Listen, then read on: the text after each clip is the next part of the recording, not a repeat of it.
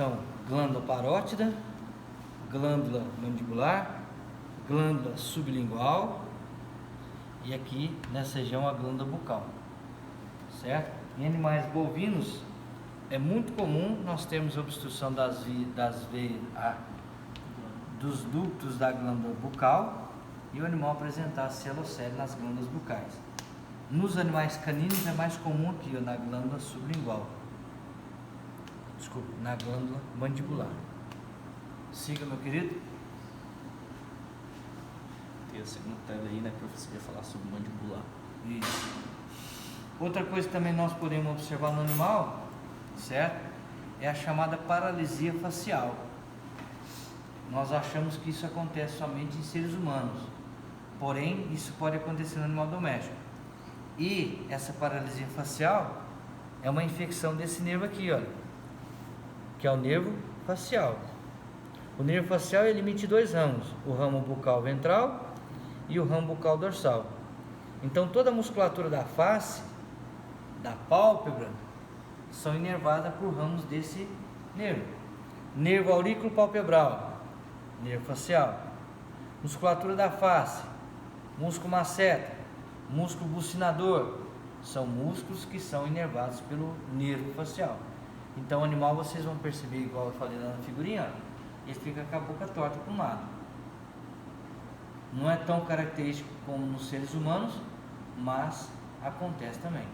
Então, do lado que houve essa inflamação do nervo, ou no caso também às vezes é uma infecção viral, né? No caso do ser humano é muito comum a chamada paralisia facial de Bell's, é um vírus que ataca o nervo e aí tem que tomar um antiviral. Siga, meu querido.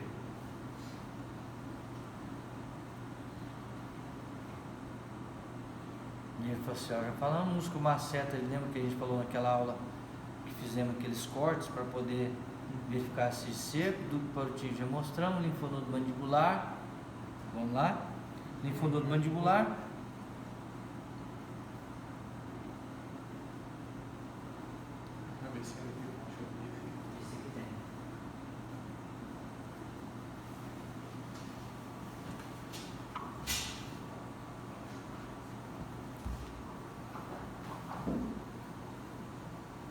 então aqui nós temos a glândula mandibular e aqui o linfonodo mandibular.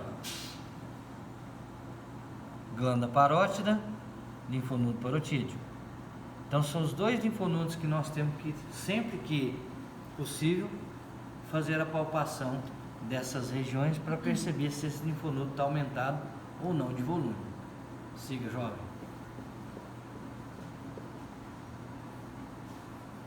Artéria transversa da face, também está na cabeça. A artéria transversa da face, que é essa artéria aqui, no equino também ela pode ser utilizada para percepção do pulso arterial.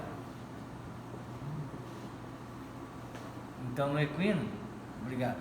No equino nós temos duas referências para a percepção do pulso arterial. A artéria transversa da face, que fica próximo ao arco zigomático, e a artéria facial, que fica na incisura dos vasos faciais. E o olho, né? O olho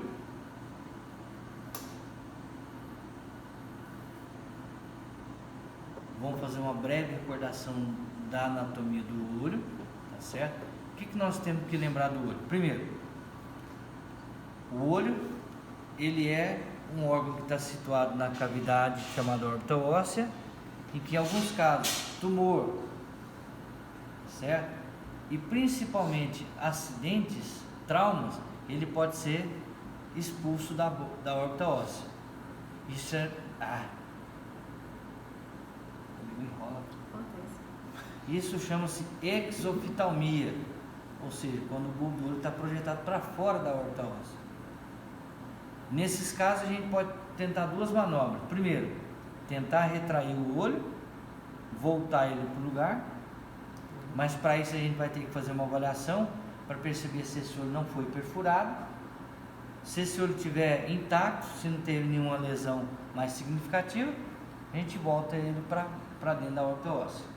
Isso é quando tem uma exoftalmia bem leve. Agora, quando essa exoftalmia é bem mais severa, que o olho praticamente está saltando da órbita óssea, às vezes a gente até consegue perceber, observar a musculatura retrobulbar e o nervo óptico. Nesses casos, apenas um tratamento é recomendado. Chama-se? Arrancar o olho. Como é que chama arrancar o olho? Capar fora. Arrancar o olho. Enucleação. Ah, é? Tá certo? Enucleação. Tá certo? Agora, nós também temos a terceira pálpebra, que é essa membraninha que fica no cantinho do olho, no canto medial. Vamos abrir o olho do bichinho. Essa prega aqui é a terceira pálpebra. Essa terceira pálpebra, nós sabemos que ela é formada por uma cartilagem e que no fundo dela tem uma glândula. Quando essa glândula inflama, ela faz o que? A protusão da terceira pálpebra. Essa terceira pálpebra é expulsa do olho também. Nesse caso, nós podemos aplicar um anti-inflamatório para a glândula desinchar, ela volta. Em alguns casos também tem que fazer o que? Retirada da cartilagem da terceira pálpebra.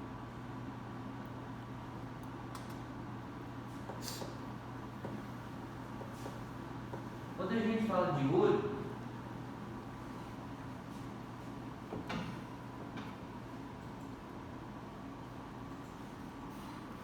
primeira coisa, nós temos que lembrar algumas estruturas importantes no olho.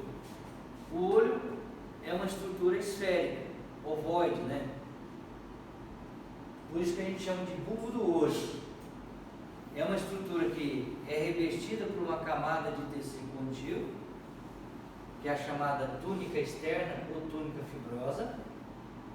E essa camada é formada por duas estruturas anatômicas: a córnea, que é aquela parte transparente do olho, é a primeira estrutura por onde a luz atravessa.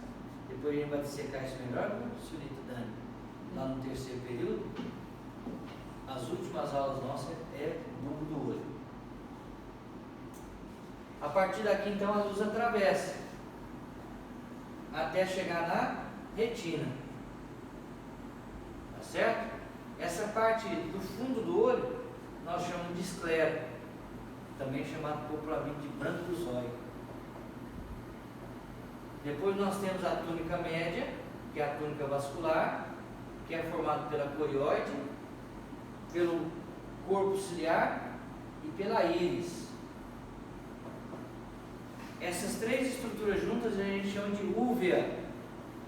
Então, há uma doença chamada de uveíte. Uveíte é a inflamação da úvea.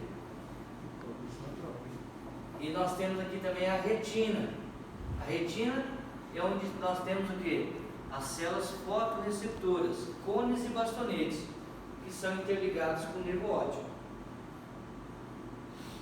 No interior do olho, nós temos um líquido que fica nessa região, chamada de humor aquoso, e uma massa gelatinosa que fica nessa região, chamada de corpo vítreo. Esse humor aquoso, ele é drenado nessa região aqui, ó. De onde vem esse humor aquoso? Do plasma.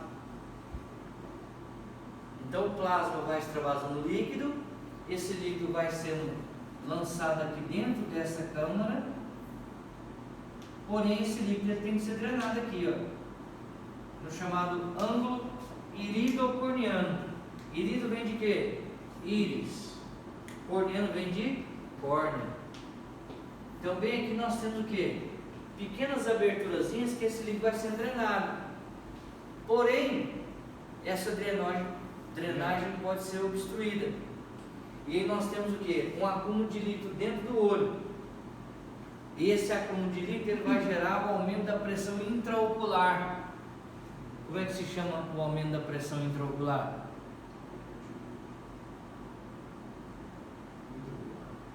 Aumento da pressão intraocular. Isso, glaucoma. Qual que é o problema do glaucoma? Glaucoma. Primeiro, ele pode causar, né, alterações no disco óptico, que é a conexão entre retina e nervo óptico, causando a cegueira do animal. Pode causar deslocamento da retina e, consequentemente, cegueira. Pode levar à opacidade da lente, levando a um quadro chamado de catarata. Então, a catarata, ela pode ser pela idade ou pode ser, por exemplo, por glaucoma. Tá certo? A córnea pode sofrer processo inflamatório? Pode. Chama ceratite. Como é que chama o processo inflamatório da conjuntiva? Conjuntivite. O que é a conjuntiva? É a mucosa da pálpebra. Para que serve a pálpebra, meu querido? Oi? Lubrificar. Porque a glândula lacrimal produz o quê? A lágrima cai aqui, a pálpebra abre e fecha e lubrifica. E a pálpebra evita o ressecamento da córnea. Então, o animal que tem paralisia facial, ele não fecha a pálpebra e o olho fica ressecado. Ele não fala para você, mas ele começa a arder o olho.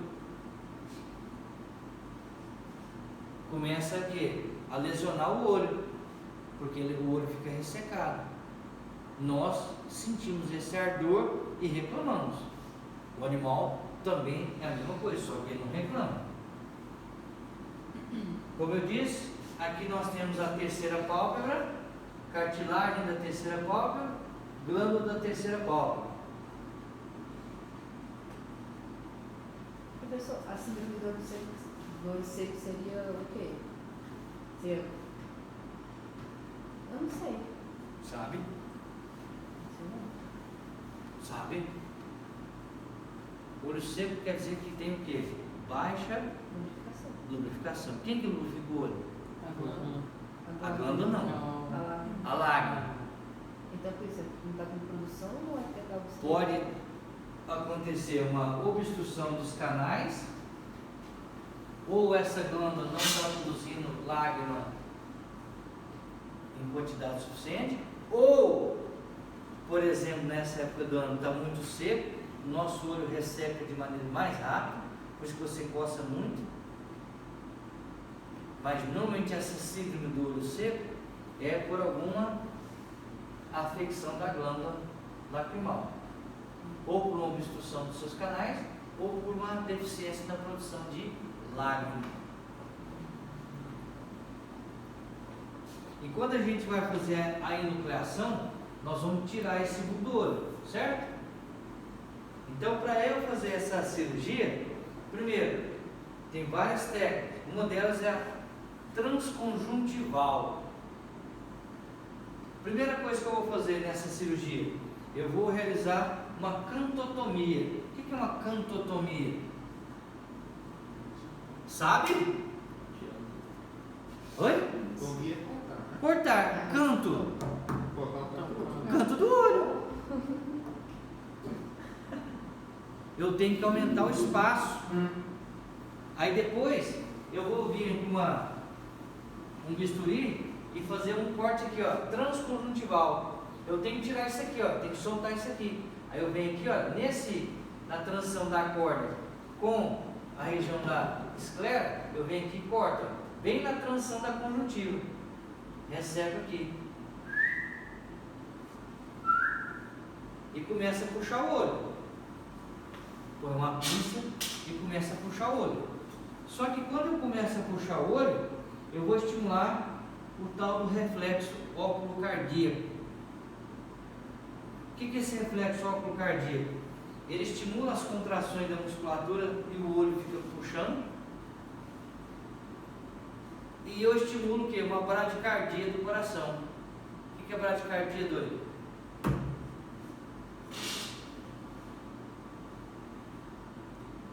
Baixa pressão. Não. Bradicardia, o que é? Cardia. Cardia vem o quê?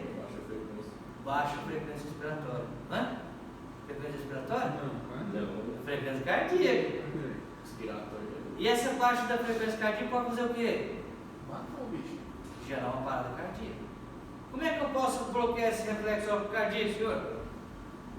Bloqueando mesmo, agora eu não sei mesmo. Anestesia retrobulbar. Eu vou enfiar a agulha. Lembra que nós fizemos um treinamento na aula passada? Vou enfiar uma agulha de cá ou de cá e vou administrar um anestésico na parte do fundo do olho. Retro quer dizer o quê? Atrás. Bulbar, bulbo. Aí eu vou seccionar essa musculatura aqui, ó. O músculo reto dorsal, o músculo reto bulbar, papapá. Secciono e tiro o olho. Só que eu tenho que lembrar que aqui tem vaso. O que eu tenho que fazer? Dissecar, localizar o vaso, fazer uma transfixação do vaso. Depois eu tenho que fazer uma sutura lá no canto do zóio. Só no canto do zóio? Não. Aí eu vou fechar o olho todo. Tudo bem? Mas será que essa anestesia não vai prejudicar o olho? Não, já vai arrancar. Já vou arrancar. Né? Tá certo? Então, olha, quando eu faço essa transconjuntival, eu vou fazer isso aqui, ó. Vou liberar o olho. Ó.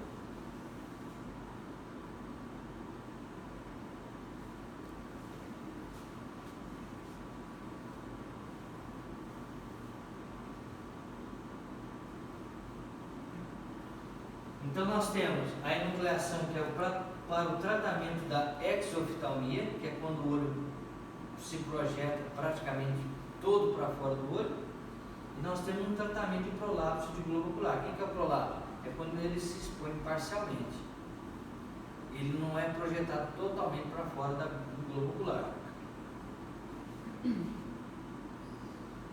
Como eu disse para vocês, às vezes essa terceira pálpebra, ela pode se expor e nós temos que realizar uma cirurgia de recolocação da terceira pálpebra e em alguns casos nós vamos escarificar, destruir a glândula da terceira pálpebra.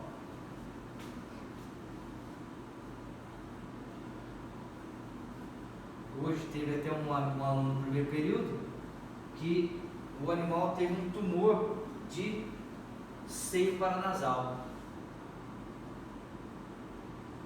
Eu posso ter uma sinusite, eu posso ter um tumor, eu posso ter um processo inflamatório no seio paranasal. Aí eu tenho que fazer o quê? Uma trepanação do seio paranasal. E é muito comum no seio paranasal maxilar. Inclusive a cirurgia que nós vamos mostrar aqui, tá certo? É uma cirurgia em que o animal tinha conteúdo inflamatório dentro do seio paranasal maxilar. Nós já falamos aí dessa linha mandibular naquela aula, papapá. Glândula zigomática. Glândula zigomática é uma glândula presente apenas nos animais caninos. Então, no animal canino, além daquelas glândulas salivares que nós chamamos a atenção, parótida, mandibular, sublingual e bucal, eu não posso esquecer da glândula zigomática. Então aqui nós fizemos uma secção no arco zigomático, aqui é a mandíbula e aqui localizamos a glândula sublingual. Opa! Glândula zigomática. Então o animal, você pode observar em algum momento que o animal apresenta um inchaço nessa região, que pode ser então uma celocele da glândula zigomática. Pode passar o dedinho lá, meu querido.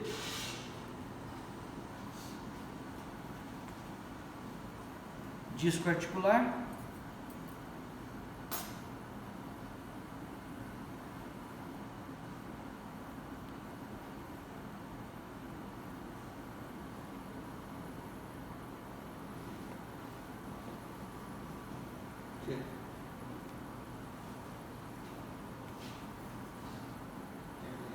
Isso. Você vai machucar o cadáver também? O disco articular, pessoal, é uma estrutura cartilaginosa que nós vamos observar na região da articulação temporomandibular. Então nessa peça aqui, nós temos aqui a região da mandíbula, aqui a região do processo condilar e aqui a região do chamado osso temporal. E aqui nós temos uma cartilagem, tá vendo? Ó. Essa cartilagem é o chamado disco articular. Em alguns casos, esse disco desgasta e a mandíbula ela começa a fugir do lugar. Ou seja, esse osso se projeta para fora do seu lugar de encaixe. E a pessoa, isso é mais comum em seres humanos, ela abre a boca e de repente a boca trava. Certo? É um desgaste do disco. Em canino, às vezes é comum fazer cirurgias de prótese desse disco articular. Meu querido?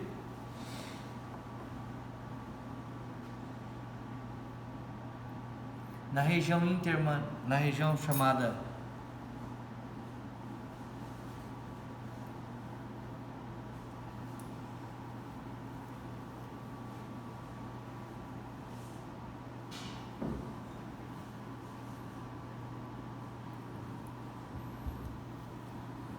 então essa região que ele está chamando a atenção é a região entre as duas mandíbulas aqui, certo? A chamada região intermandibular. O que nós temos que ter sabedência nessa região? Primeiro, nos equinos, nessa região aqui pode formar uma ligeira dilatação, expansão. Quem lembra como se chama essa expansão que a gente viu na aula passada?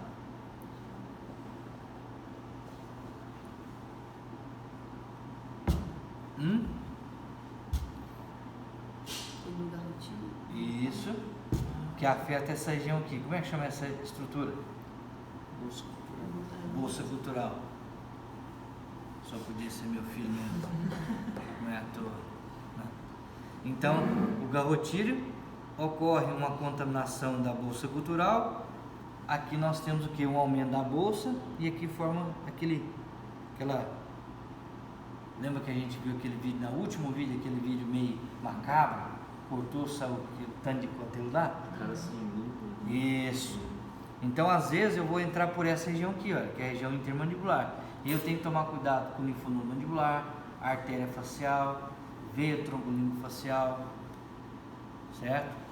Nervo alveolar mandibular, que é aquele nervo que nós vimos que ele entra na mandíbula. Algumas coisas a gente tem que tomar cuidado. Nessa região também eu posso fazer uma hipofisectomia, retirada da hipófise, porque a partir dessa região eu tenho acesso a essa área aqui, olha. Essa área é chamada de diafragma da célula, é onde está localizado a glândula hipófise. Tudo bem? Então, eu faço a incisão, vou entrando por essa região entre a mandíbula e as estruturas da laringe e vou entrando até chegar aqui para me fazer uma hipofisectomia.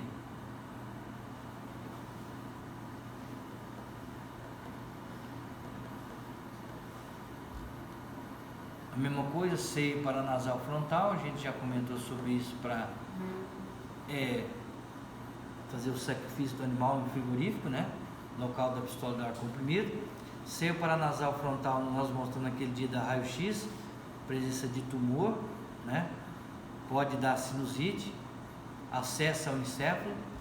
Nós vimos naquela aula de coleta de material para diagnóstico de raio. Siga. Região temporal cornual para a gente fazer a extração do corno, né? A chamada discorna. Siga. Na orelha, né, nós temos tratamento de otite externa, nós temos a conchectomia, que é o corte de orelha, quando o animal tem uma lesão na orelha, um machucado, alguma coisa que compromete a integridade, exame clínico da orelha para ver se esse animal está com otite, aplicação de medicações subcutâneas e intramusculares, isso é muito comum no suíno, venopunção em suíno é feito pela orelha, né?